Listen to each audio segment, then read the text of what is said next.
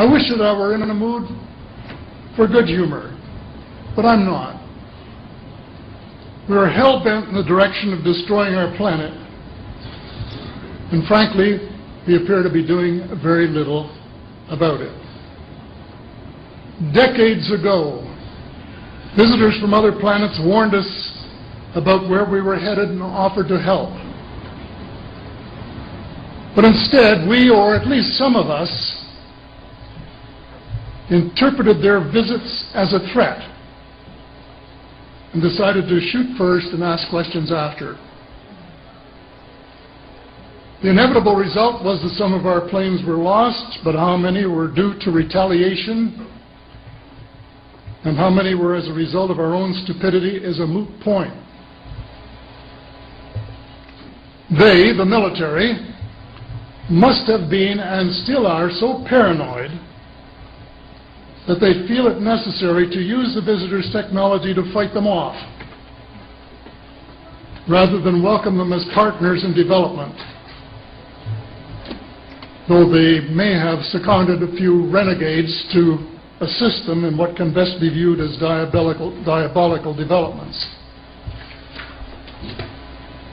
Stephen has said that talking about UFOs is passé, and that we should be talking or limiting our talk to exopolitics. Well, Stephen, I agree with you in theory, but in reality we have a problem when official U.S. policy insists that UFOs don't exist.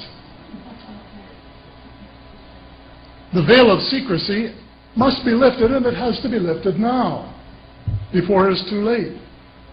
It is ironic that the U.S. should be fighting monstrously expensive wars in Iraq and Afghanistan, allegedly to bring democracy to those two countries, when it itself can no longer legitimately claim to be called a democracy, when trillions, and I mean thousands of billions of dollars, have been spent on projects about which both the Congress and the Commander-in-Chief have been kept deliberately in the dark.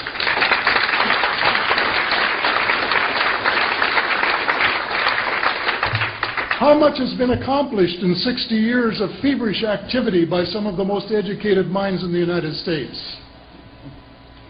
Has America developed flying saucers that are visually indistinguishable from the visitors, as alleged?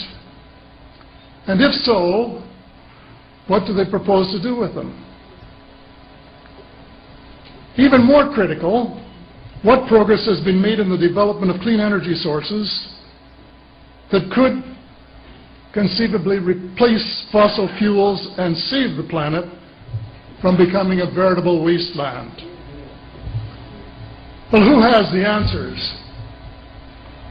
Someone does, but apparently they aren't telling either secretaries of defense or presidents because they don't have, quote, a need to know. In a story told by Dr. Stephen Greer, President Clinton was asked a question by White House reporter Sarah McClendon about why he didn't do something about disclosure. And Clinton replied, "Sarah, there's a government inside the government, and I don't control it." Excuse me, doesn't the Commander-in-Chief and the person who allegedly has their finger on the nuclear trigger have a right to know what his subordinates are doing? The people of the United States who have paid the bills have the right to know. The people of the world demand to know because it is our descendants too whose lives are in mortal danger.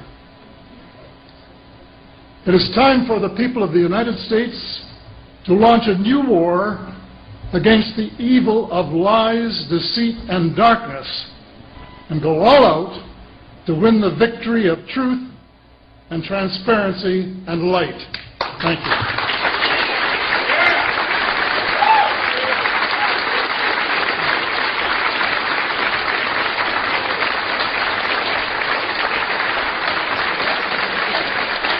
Mais claro